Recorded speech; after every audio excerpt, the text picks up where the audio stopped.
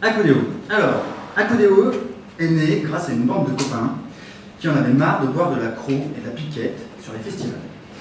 Et qui se sont dit un jour qu'il fallait proposer autre chose, comme buvette, qu'il y avait moyen que ce soit meilleur et plus local. Et c'est marrant qu'on soit ici ce soir au Blanc, puisque c'est ici que tout a commencé. Enfin, ici en 2006 pour les estivités du rêveur. On tenait le bar sous viaduc là-bas, pour la première fois, avec déjà notre déco, notre style, le beau temps et surtout des produits qu'on avait dégotés localement. Et vu que c'était super, et ben, juste après les estivités, on a créé l'association Acodéo en août 2006, parce qu'on avait envie de continuer ce qu'on commençait. Est-ce qu'on leur dit aux gens que Acodéo c'est pour accouder au bar? Non, ils se démerdent bien. Ah, par contre, on pourrait peut-être lire l'objet. Oui. Alors, valoriser les produits locaux et ou issus du commerce équitable. Pour ce faire, des échanges seront organisés à travers notamment l'installation d'un bar à but non lucratif. L'association proposera des activités favorisant le lien entre des personnes de différents horizons, social, générationnel, centre d'intérêt, etc. Jeux, soirées à thème, spectacles, concerts, débats. L'activité de l'association se déroule principalement dans la rue. Super. Bon, sinon Acodéo, qui sommes-nous? Alors, qui sommes-nous, Judith Acodéo? Eh bien, qui sommes-nous? On est une bande de jeunes, genre 20 ans, 25 ans, dynamiques, originaires du coin ou pas du coin. Ouais, bricoleurs, plutôt beaux. Ouais, t'as raison, ça mange pas de pain, c'est nous qu'on a le micro, ouais, on dit ce qu'on veut. Voilà. Et puis, je te dis ça, c'était il y a 10 ans, parce que maintenant on a plutôt 30-35 ans, on a des enfants, on a des maisons, on a des monospaces, la vie a changé, mais on est toujours dynamique, on fait toujours des trucs, quoi.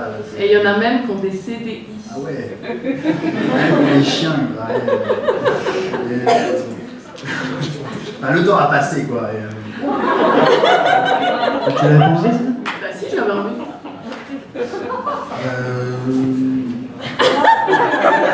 C'est gênant. Bah ouais, t'as raison, c'est quand même le président actuel. Tu crois qu'il a des enfants, lui aussi? Ouais, attends, sa femme est dans la salle. Il a un CDI? Ouais, c'est lui, il a un CDI. Bon alors, sinon, les actions d'Acodéo, c'est quoi? Alors, le groupement d'achat, 1. tenir le bar 2. et des événements.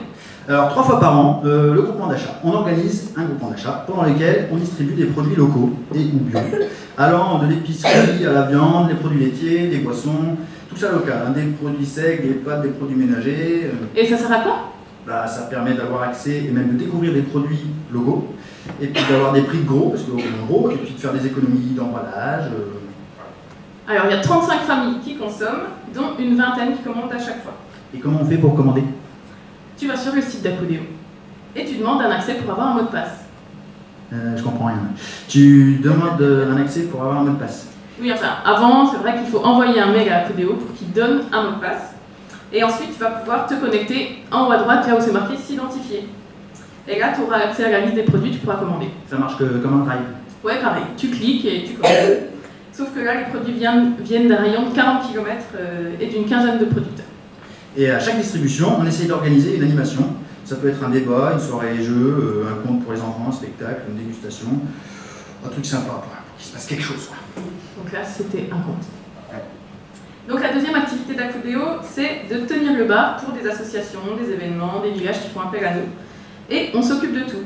On tient la buvette avec nos produits, nos bénévoles, notre mobilier. On peut les voir là, sur la photo, c'est des trucs sympas en bambou. Il y a à peu près 75 places. Ouais. Et puis en général, on fait 50-50 sur les bénéfices. Et puis il y a aussi juste possibilité de louer notre structure, le bar, les tables, les chaises. Et la prochaine fois qu'on tiendra le bar, ce sera à la fête des Carbagnoles, les 7 et 8 juillet 2017. On vous y invite, c'est un super festival. Et le saviez-tu, Judith, avec la solstice, on a des verres réutilisables et on peut les prêter. Eh ben non, je ne savais pas. On les prête parce que c'est des copains. Donc ça, c'est une photo qui n'a rien à voir, mais on l'a trouvé sympa. C'est celle qui est passée dans la Nouvelle République pour annoncer la soirée salsa. Ah, mais belle transition, ma chère Judith, parce que parlons des événements. Donc c'est le troisième truc qui nous occupe, les événements et les soirées qu'on organise. En fait, avant, on tenait surtout des bars l'été, et on trouvait qu'il ne se passait pas grand-chose en hiver. Donc on a voulu proposer des choses à ce moment-là. Donc on a d'abord organisé des après-midi jeux, tisanes, bains chauds, l'hiver. Et puis on a carrément mis en place des grosses soirées cabaret, concerts, cirque, spectacles. À chaque fois, il y a une thématique. Une déco soignée pour que les gens ne sortent pas indemnes, comme ce soir. Il fait chaud, les gens repartent bronzés par le soleil, du bois chaud. Des fois un petit peu beau. Et on a déjà fait une soirée salsa, une soirée italienne, une soirée textile. Et puis en octobre dernier, on a fêté nos 10 ans. Donc là, il y a 3 affiches, mais en vrai, il y en avait plus, on les a partout. Voilà, ça c'est genre la déco, genre une grosse fête. Quoi. C'était la soirée à Saint-Gauthier, soirée italienne. Ouais. Et le futur, Judith? Eh bien, Sylvain, le futur est en marche. Ah ouais. Eh bien, ça tombe bien. Eh bien, le futur, on est en plein questionnement parce qu'on aimerait développer notamment les éléments d'achat. Mais pour ça, il nous faudrait plus de temps, plus de bénévoles, et puis donc peut-être on pense à embaucher carrément. Et puis on a plein de bazar à stocker aussi, plein de vaisselle, le bar, le mobilier, les décos, les cafetières, Ouais, c'est clair, on a 20 mètres carrés de matos et ça ressemble à peu près à ça. Il nous faut un lieu, et peut-être même un lieu pour... qui pourrait carrément devenir le bar du futur. Bar du futur. Mais pour développer tout ça, Sylvain l'a déjà dit, et normalement c'était moi qui devais le dire, il faudrait qu'on embauche. Ouais, mais tu sais qu'avec le nouveau gouvernement, je pense qu'on va avoir plein de sujets, et ça va être facile. Ouais, moi aussi je pense. Et le futur, c'est aussi 2018, où on va à nouveau faire un gros truc à l'automne, qui va certainement marquer toute une génération. Et même celle d'après. Ouais.